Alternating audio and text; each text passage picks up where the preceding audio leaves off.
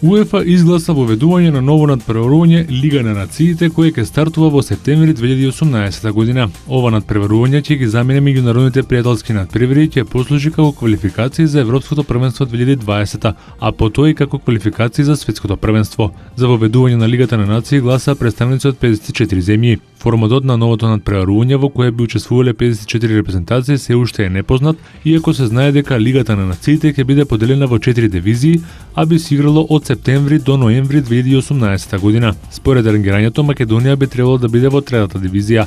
Познато е дека 12 елитни репрезентации ќе се надпреваруваат во 4 групи од по 3 тима во дивизијата А. Победниците на групите би се пласирали на Final Four, кој би се одржал во јуни 2019 година. Сите 54 европски селекции и понатаму ќе учествуваат во традиционалното квалификацијско надпреварување за Европското првенство 2020 година, а мечевите ќе се играат од март до ноември 2019. Плеоф надпреварите за Европското првенство ќе се играат во март 2020 година. Првиот човек на УЕФА, Мишел Платини, нагласи дека секоја од 4 дивизии, вклучувајќи ги и оние најниско рангираните, ќе испрати по еден тим на Европското првенство 2020, што ќе им даде шанси на репрезентациите како што се Фарски острови, Гибралтар и Сан Марино да дебитираат на Европското првенство.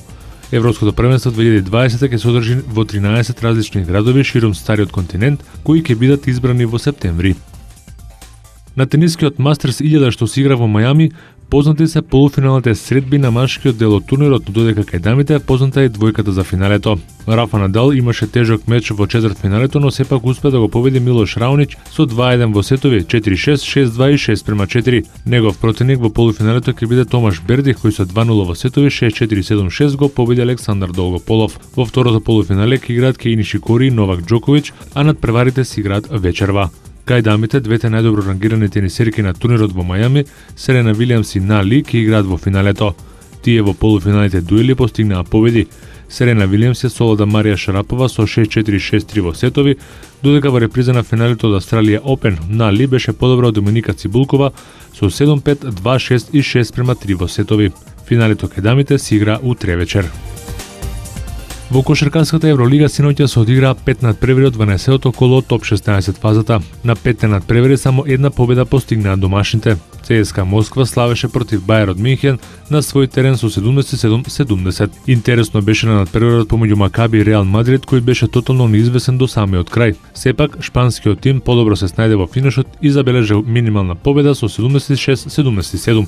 Кај домакините најпрецизен беше Девин Смит со 23 поени, но на надпреварот се истакнаа и Алекс Чус и Рики Хикман, кои имаа по 18, односно 17 коша. Во победничкиот тим на Реал Мадрид најпрецизен беше Родригес со 21 поен, а Никола Миротич даде 17 поени. Каха Лаборал славеше во дербито на дното против Анадолу Ефен со 105-77 нагости, а Олимпијакос исто така нагости ја победи Уникака со 80-63. Вечер на програмата се преостанатите 3 дуели од 12-тото коло од топ 16 фазата.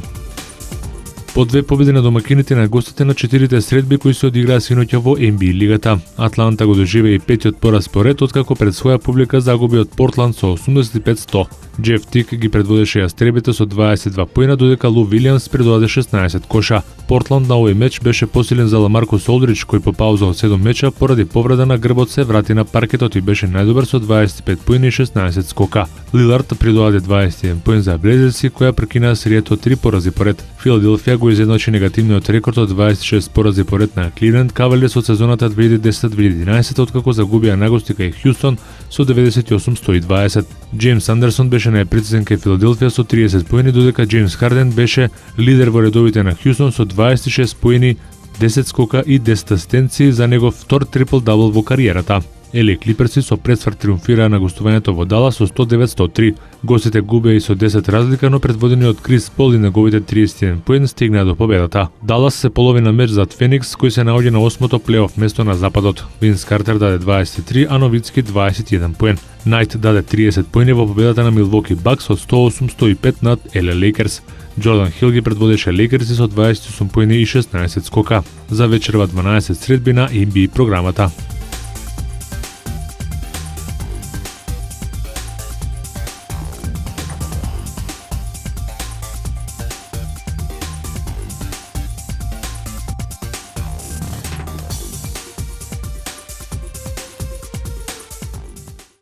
I like to move it, move it. You like to следува рубриката Топ 5, каде ќе ги видиме најдобрите 5 потези од ова шесто коло во МТМ кошаркарската лига кај генерацијата 99-2000.